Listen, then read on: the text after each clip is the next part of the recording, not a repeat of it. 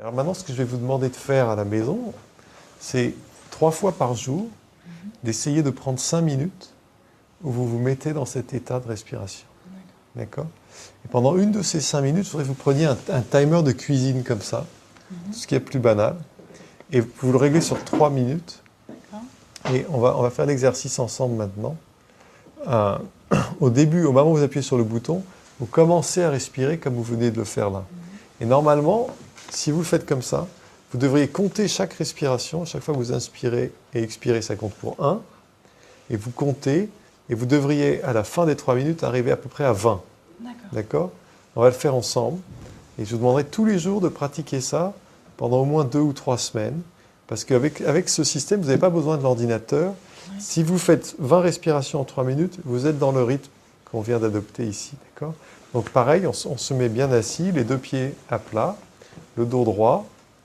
Et quand vous êtes prête, vous appuyez sur le bouton en prenant la première respiration.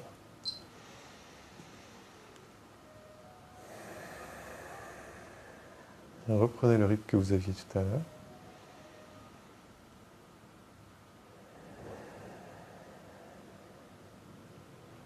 Et vous comptez dans votre tête, on est à 2.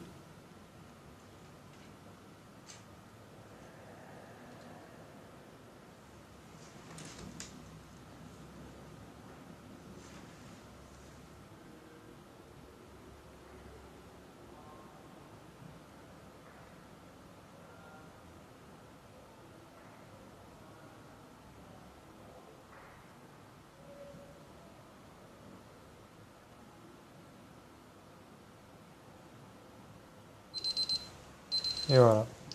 Vous êtes arrivé à combien? 21, 22. J'étais sur ma 22. Voilà, alors c'est un petit peu trop rapide. Ouais. Donc l'idée, c'est que la première fois, on est sûr de ne pas y arriver, de tomber pile. Okay?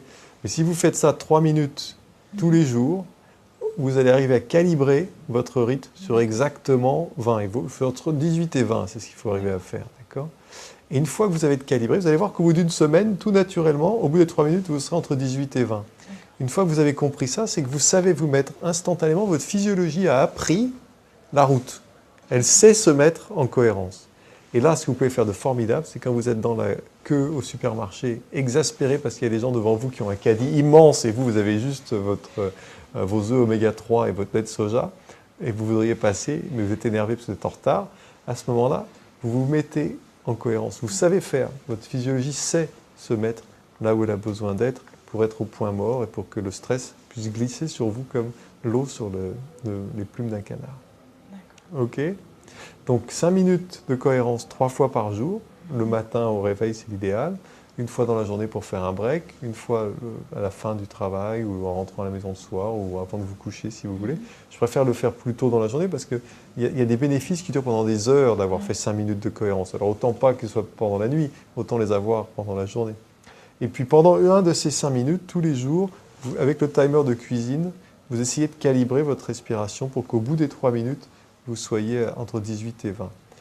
Et je vous demande une dernière chose. Je sais que je vous demande beaucoup de choses, mais les bénéfices sont énormes. C'est le soir, pendant 1 minute, mais une vraie minute, pas 10 secondes, 1 minute, je vous demande de réfléchir à qu'est-ce qui a changé dans votre journée parce que vous avez fait ces exercices. D'accord? Et vous verrez que pendant probablement une semaine, peut-être 2, il n'y aura pas grand-chose qui change. Si vous prenez des notes, vous verrez que ça pas grand-chose. Et puis au bout d'un certain temps, comme par magie, des choses auront commencé à bouger dans la façon dont vous vivez votre journée. Et c'est là où vous aurez vraiment compris les bénéfices de la cohérence cardiaque. D'accord. Ok? Très bien.